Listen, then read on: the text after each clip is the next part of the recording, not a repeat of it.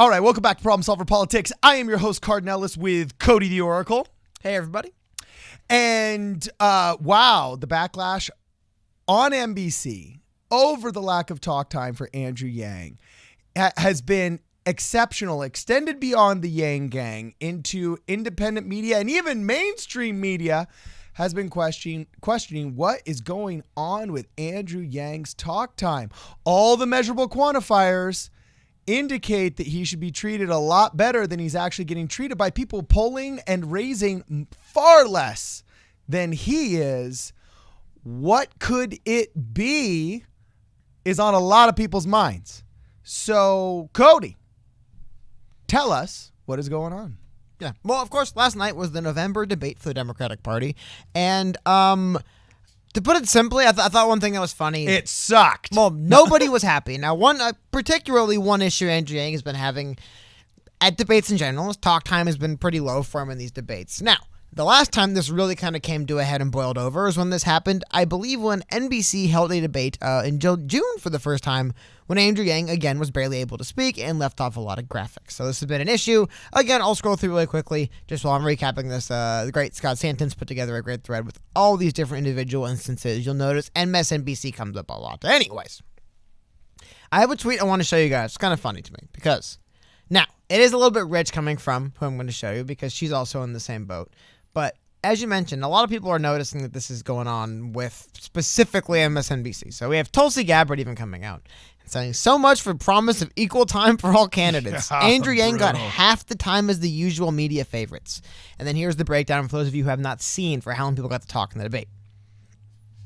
Now, hold on. Hold on. So, a couple things came from this. One, ironically enough, Andrew Yang, by a lot of metrics, probably won the debate still, which, you know what, I don't like that. No flame. I don't like the idea of X won the debate. What does it mean to win the debate? You know who wins the debates? People who wins the nomination, right? Like, yeah. Could you not argue they were the true winner of the debates? However, I wanted to highlight this. This is an article, not an article, but an opinion piece from CNN from somebody who is a debate coach, I believe. And I just wanted to read this excerpt he reads about Andrew Yang. So it's very impressive. He says, that said, I dare you to find a bad answer from Andrew Yang in last night's debate.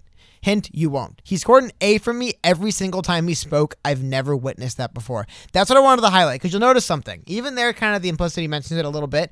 The fact that Andrew Yang barely had time to talk. I showed you guys. Andrew Yang had literally the least amount of time to talk than anyone. Yet somehow, with just like I said, with very little time to talk, he really made an impact. I would say he had probably one of the more, I don't like the word viral, but I'd say one of the more relatable fun moments of the light.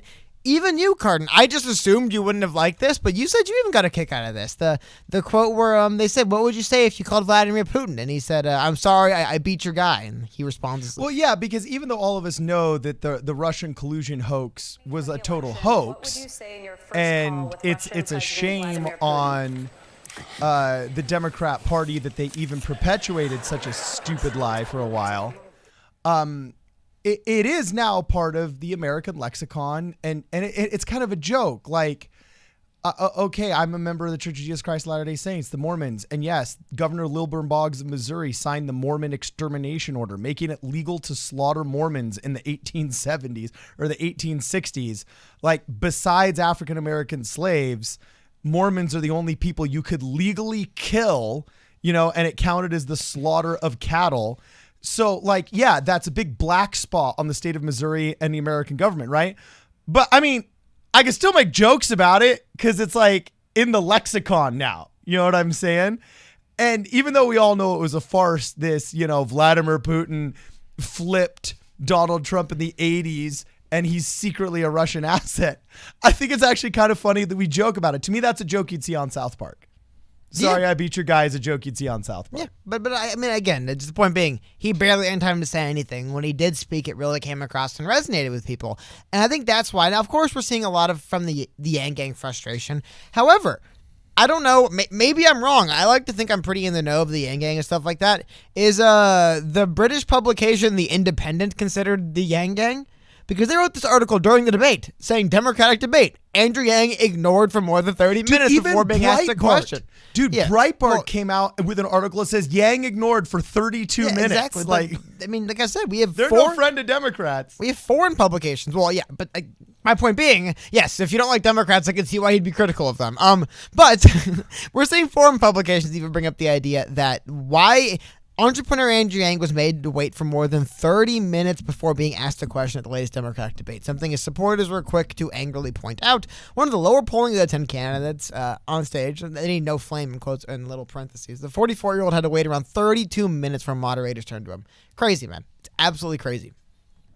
And then they go to him with a foreign policy question framed like, well, you're kind of like a nobody with no experience, so why should we trust you? It's like, that's great, thank you. Yeah, that was like brutal. But man. we've seen hashtags trend. We kind of made a video about it the other day. I want to bring it up again though. We're seeing something different. One of our viewers actually sent me this, something he's put together and it's going around on Twitter. And that is, let me make sure you guys can be able to see it. It's a Google document, and you'll notice there is my camera so you guys can see it better. Sorry about that. You'll notice there's a bunch of names of companies with the numbers and a mailing. This is actually the list of advertisers, I believe, for the first quarter of this year for MSNBC. Mm-hmm. Because we're starting to see, and we talked about this before, I'm reiterating, this frustration is starting to actually boil over to, and again, if you ever want to make your voice be heard, trust me, MSNBC doesn't care. They'll issue some BS retraction, okay? Yeah.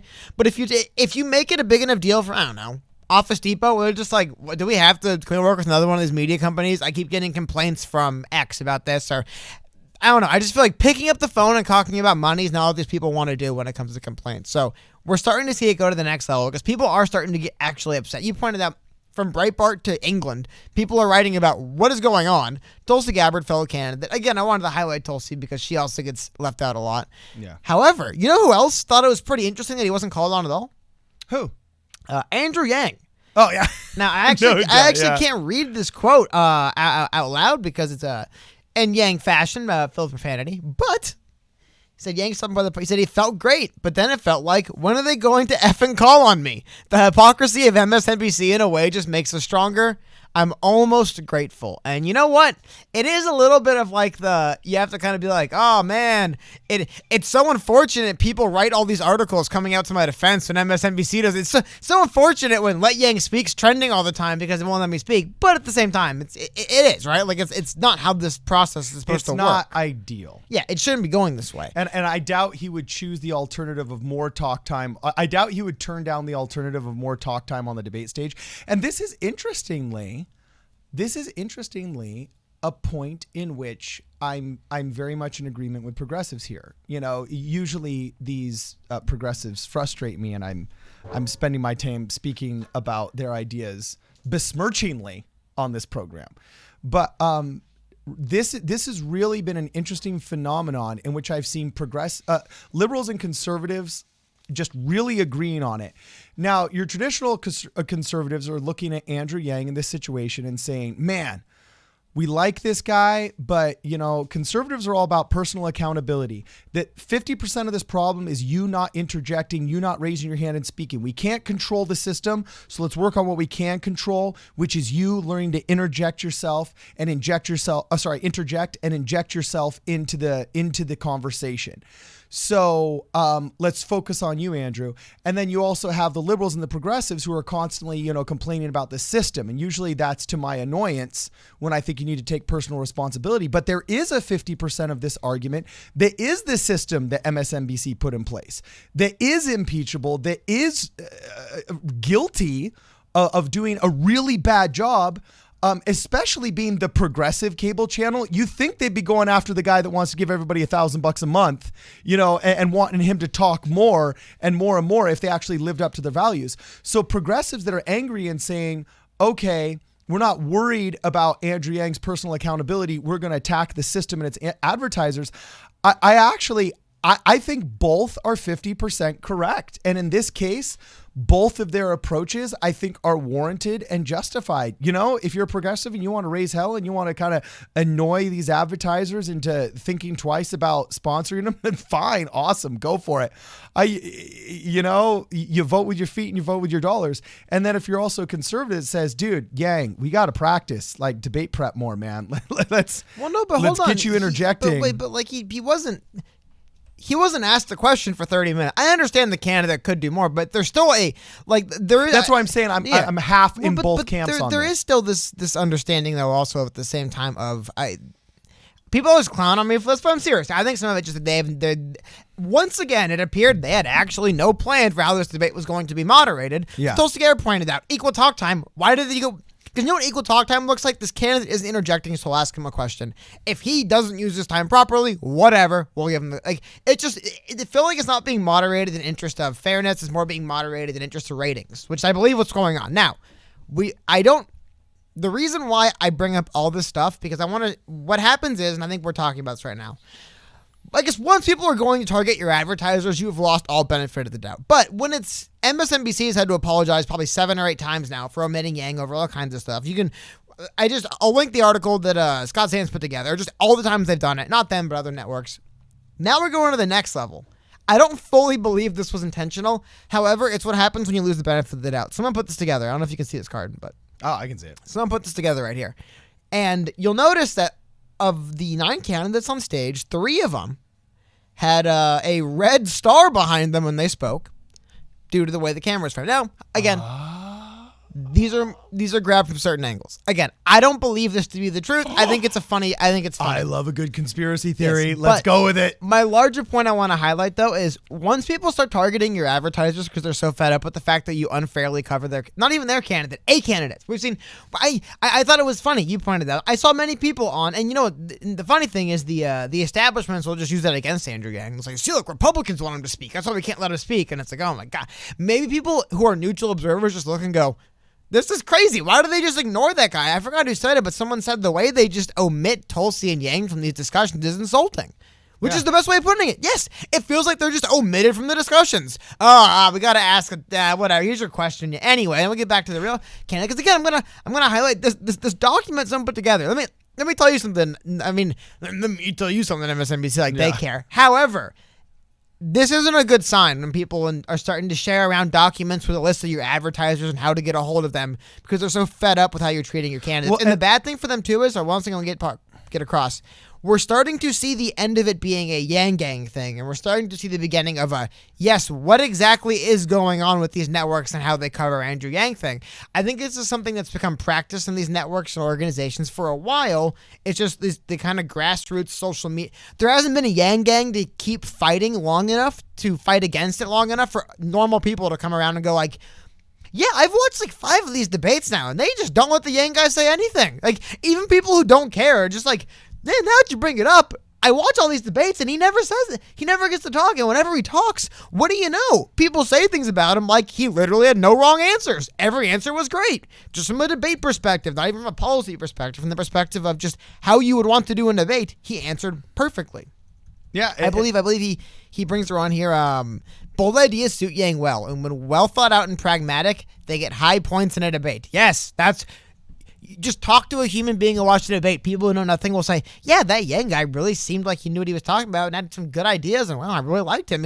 He always does great in these debates despite the fact he never gets to say anything. I mean, like I said, Time clipped out his little quip. I loved this moment, by the way, and I have to admit, I used to think Tom Steyer, I still think Tom Steyer is some heartless billionaire that I don't care about, but he did.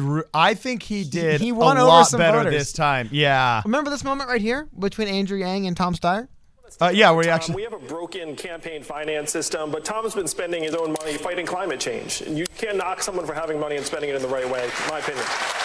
Yeah, that actually I thought was a good moment. I was like, it was kind of funny. He was like, yeah, no, don't sweat it, man. Don't sweat it, Tom. And I was like, well, thanks. And by the way, I don't have a problem. Hold on. In real time, you can see the red star. Sorry, I just saying. Yeah. Well, I don't have a problem either with Andrew Yang's point. I don't have a problem with billionaires. In fact, that is actually one of the perfect examples of citizens. Like, he's an example of one of the perfect justifications in favor of Citizens United. That shouldn't a wealthy person be able to spend their up to their last dime fighting for a political cause they believe in? And we all smile on it when it's billions getting put towards climate change. We just don't smile on it when it's a political thing we don't believe in, right? So without going down a rabbit hole of the whole Citizens United decision, I do have to say that I don't think anybody has a problem with the climate change dollars that Tom Steyer spends. You know what I'm saying? we just don't like the idea of being able to buy your way onto a debate stage. You know what I'm saying? But well, you don't like that idea now. Let's see what Bloomberg does. When we get to see Mayor Bloomberg. But and again, I wanted to bring this up again. I want to show you there's a tweet from June 28th where Andrew Yang, again, by the June debate hosted by MSNBC, where Andrew Yang says, "We'll do better. My mic being off unless called on didn't help, and glad to have an opportunity in July." I mean, going back to June, these have been problems. So again, my larger point is the reason why I think we're seeing people start. I mean, because I mentioned last time, the other day we did a video. We talked a little bit about the Yang Gang targeting advertisers at MSNBC for what they've done. But there wasn't a spreadsheet put together. Now there is. You know, there isn't this movement. There isn't all these people from across the political spectrum going, wow, MSNBC does just seem to not want this Yang guy to say anything. We're getting to that point, man. We're getting to that point where I think Andrew Yang has finally... I think the Yang Gang has done its job, so to speak, where the media was supposed to have done away with this guy already. Like, their playbook says by this point, these candidates are gone. We've filtered them out. And I hope... by just dismissing them and marginalizing them to the point where it's like, they're not in the race, they don't exist, don't think about them, and then you fade out. But the Yang Gang has been able to take to the internet and keep his name out there, and they've been able to use social media, keep his name out there, and now we're seeing, I mean, because what happens when you try to hold a guy down, don't let him speak, and the people who just objectively review debates go, wow, Andrew Yang was remarkably impressive. And I brought this up because, to be honest with you guys, depending on what your opinion of the debate was, I could find some opinion piece on the internet somewhere that reinforces it, but I don't think it's hyperbolic to say that Andrew Yang made a big impact in just a little bit of time on the debate stage last night. And I think that's going to really, really, really, I don't want to say propel him forward, but I think Americans are going to expect to see Andrew Yang on the debate stage in December. So I wouldn't be surprised if the polls start to reflect that. I guess is a better way of putting it. And hopefully this was a wake up to Andrew Yang himself and the Yang Gang. A wake up to Andrew Yang in the sense that, wow, they really won't give me an inch at all. I need to fight for every inch. I think there was part of the campaign that thought, well, there's been so much press about how they've ignored Andrew Yang before, and there's been these great hashtags that have been covered in the media and everything. And they don't realize, no, these people don't respond to any set of values other than pressure from within, from their executives, and pressure from without by their viewership and their advertisers. Okay, so unless you're pressuring them from one of those two avenues, they will not give you an inch. You need to earn every part of the inch. So I think this was a huge wake-up call from everybody, from Andrew Yang himself, all the way down to Zach, all the way down to the people canvassing on his behalf, or just a realization that they won't give you an inch. And they may claim to be progressives, but they're really just corporatists that care about their bottom line. Well, it's a TV show. Okay. MSNBC had a TV show, man. They got seats to fill. Progressives got to learn that, I'm sorry, MSNBC is not your bastion of progressivism. Okay. They're just as corporatists as CNN, Fox News, anything. Okay. Now, also, I think it was a wake up call to Andrew Yang too. Just realizing, wow, like I can get to the debate stages, but these debates aren't really of too much use for me in terms of getting my voice heard unless I really, really interject. And he's qualified for the December debate, but man, December. He hasn't. Oh no! Oh, sorry. He will. He's one. Like I said, I think after last night, Americans will expect to see him, and I think he'll be there. Yeah. We do not doubt that he will qualify for the December debate. After all, he's only one qualifying poll away. And some of this negative, some of this shade getting thrown on MSNBC is only going to help him a little bit. But these are secondary and tangential helps to his campaign, not the kind that he really needs to make it into the big stage top tier when it ends up just being 3 or 4 or 5 people. Okay. So I think it was a wake-up call to Andrew Yang also. Well, I mean, wake-up call, but dude, they never let him talk. MSNBC's actually, I mean, if I can go back and show you guys, the MSNBC debates, he talks dead last. The other debates will be like second or third to last. He's dead last in these debates. I don't want to say they're doing it on purpose. It might be. I don't want to say they aren't. I'm just saying it could also be the formatting they use is uniquely bad for him, right? Like there's other options out there. Is this intentional? However, it's getting harder and harder and harder and harder and harder to argue there's nothing going on here. Like I said, maybe they have a format particularly unkind to Andrew Yang, but like, holy cow, man, they never let him talk. I mean, like I said, we have publications from different countries in the middle of the debate writing articles saying, yeah, what the hell's going on here? This guy never gets to talk. This is really weird. And this isn't normal. When you have people, like I said, no offense to The Independent, I'm sure the author is familiar with American politics, I believe they're based in Seattle. My point being is this is a story that isn't just interesting to the Yang gang. It's a story interesting to people who are following this democratic process. You know what I mean? Like it is starting to, I don't want to say snowball, but it's starting to get to the point where just to recount what I said before, the Yang gang has pushed Andrew Yang over that hump where the media was supposed to have gotten rid of him already. So I don't think they know what to do with him anymore. Yeah, and also this is strangely one of only 2 times I can think of where I agreed with something that Bernie Sanders said. That in England, they give candidates literally just like 30 minutes. You know, in these debates, they say, okay, well, here's our 4 top candidates that have gotten X, Y, or Z polling, and here's your 30 minutes. Go for it. And then they kind of make their own presentation and their show about it, you know, and that's true equal airtime. Are we really so just foolish in our approach to introducing our presidential candidates to the media that we have these farcical, ill-planned, quote, debates that aren't really debates? They're attempts on behalf of the media to start fights amongst candidates so we can have this little reality show tiffs that make for good sound bites the next morning? Is that really how we're trying to start the discussion on who we vote to lead our nation? No, like this... I just wonder, like, why is MSNBC even allowed to host debates anymore if they're really just this bad? No one likes them. Like I said, if no one likes them, no one's happy. Everyone's unsatisfied. How are there not rules for this? Like, how is it not that? Because in radio, at least, we have to give equal airtime.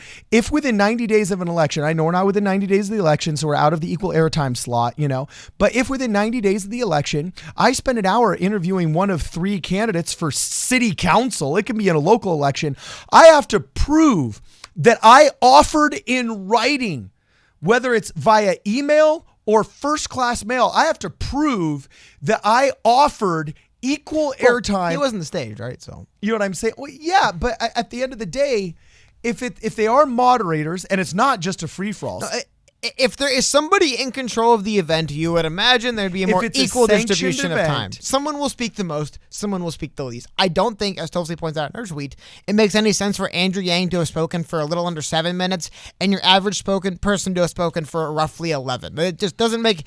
It just... I get if the bottom person spoke 11 and the top spoke 15. Whatever. There's going to be...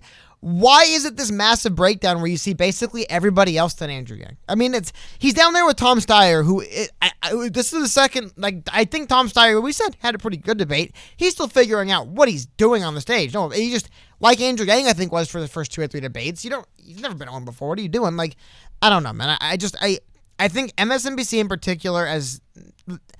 I'm not gonna accuse them of doing anything intentionally. Perhaps they have a format that is not working for their debates, and just the proof it's not working is the fact that we have these massive outliers in talk time. It is unique that Warren always speaks the most. It seems like Warren always gets a lot of time to talk. I'm not gonna get too far into that. Some of that's preference on behalf of the mainstream media, but also look at her. She's always raising her hand. She's always pointing at the moderator. Thing is saying they never call on him. Who? Yang. Yeah, but also, dude, man, Elizabeth Warren. Okay, in spite of all of her flaws, something she's good at is weaseling her way into a conversation. But also, you have to remember that if there is somebody in control of the conversation and they do get to they can look at Warren when she's talking and then include her, and look at Yang when he raises his hand and just pass over. Like, I don't. All I can say, I like to on Twitter follow people from all across the political spectrum because it's a lot of fun. The only thing people agreed on last night was that nobody enjoyed watching that debate. Yeah. The only consensus opinion I had is like maybe the best thing for democracy is not to have these debates anymore. Yeah. Like it's not because they're becoming these TV programs that they're becoming it's a spectacle where every candidate is exposed long enough to say something bad. You could argue almost Andrew Yang, barely speaking, puts him in a good spot where he gets to just kind of get his few things in. He doesn't live long enough to see himself become the villain, so to speak. Like he kind of gets in and gets out. But I do want to also highlight for the last time before we wrap here, Andrew Yang had a massive impact in that debate, and he spoke for 6 minutes and 43 seconds. Like I said, I think we've just kind of one more time reinforced it, because I do think this is what's happened from this debate. I think the media doesn't know what to do anymore. This guy shouldn't be here. What do we do? Like, we're supposed to be able to marginalize and push these people out of the race like 2 or 3 months ago. Yeah. Like Tom Steyer, he's a billionaire. What are we going to do? He can buy his way in. But this Yang guy is not a billionaire. He isn't part of the rich class, and he's not a politician. He's not part of the political class. Why should we allow him on our stage? Well, okay, because we're a republic, I guess. But you know what I mean? Like, it does feel like they don't know what to do anymore, and we're starting to see people from across the aisle, from all over. Like I said, this is just one article I brought up, but we're starting to see people go like, what is going on? Why aren't they asking this guy any questions? And then when they do let him speak, he seems to really, really do well, man. People like when they hear Yang speak. So it's... Like you said, it's a good point. Why are they letting MSNBC host these debates? Why does it seem like these debates are not being taken seriously? And why do we have to see, people putting posters up on the street saying, why are you not covering this guy? He's running for president. He had a really interesting debate performance last night. He really won over a lot of voters. I've seen it happen in speaking in person in the last 12 hours and online talking to people. It worked, man. Tom Steyer also had a good thing, but it worked. And I don't know, man. Maybe it has come to this, and it is just time to start reaching out to the advertisers. You know what I mean? Maybe we have just at the point where it's like, you know what? Let Jeep, let Proactive, let Cadillac know that enough's enough. I don't know. I'm not going to say one way or the other. All I'm saying is that one fact we do have Jeep is that Andrew sponsors Yang, MSNBC. Yeah, I mean, for different times, we'll have different. But I didn't know soy boys drove Jeeps. I thought like they were all in little Fiats and little smart cars, and perhaps you were mistaken. Their Starbucks and those jeans they painted on in the morning. Seems like you're wrong, I guess. I mean, I don't know. I guess that's not correct. Okay. Anyway, let us know what you guys think. What you guys thought of the performance last night, whether it helped or hindered Andrew Yang, what your guys' experience has been in the feedback. Are you going to reach out to the advertisers? Are you going to let the advertisers know what you're hearing? Let us know. Yeah, we want to know exactly how it goes. Please tag us on Twitter with any responses you get, or any screenshots of any replies you receive at PSP Radio 1 on Twitter. We'd love to see how that goes.